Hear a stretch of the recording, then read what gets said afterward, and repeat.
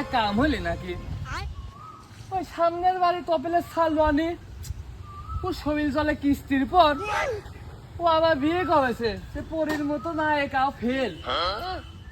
মই মুরব্বী দেখলেও এখন চান্স মারতেছে আবার কি তাই 5 লাখ টাকাও লিয়ে আসে আবার কি তাই আগে একটা বিয়ে করছিলি শীত শীত শীত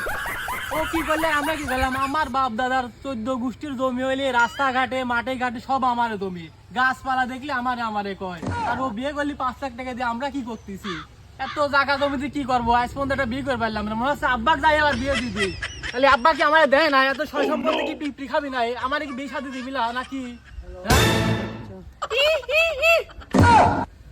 তুই কি ডা তোর কি যোগ্যতা আছে তুই সারাদিন গুয়ার নিচে একটা গাবিলি 420 মারি খালি এলাকাতে ঘুরি বেড়াস তোর কি যোগ্যতা আছে তোর বাপের জায়গা জমি আছে সম্পত্তি আছে তোর কি আছে ও সরকারি চাকরি করে ওই সালাল কপালের সাল লোয়ানি সরকারি চাকরি করে ওর বাবি নাই তাই কি হয় সরকারি চাকরি করে ও কালা তাই কি হয়েছে সরকারি চাকরি করে ওর বয়স 56 তাই কি হয়েছে সরকারি চাকরি করে আগে একটা বিয়ে করেছিস তাই কি ও সরকারি চাকরি করে তুই কি করিস এ বাদন তাহলে কি আমার শীত শীত খাওয়া ভুল হয়েছে রে হ্যাঁ তাহলে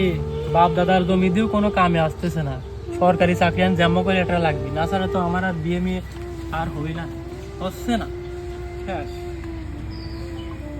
ऐसे कमाल हमारा ख्याल कैसे मिले उधर दुख खुद में कादा सा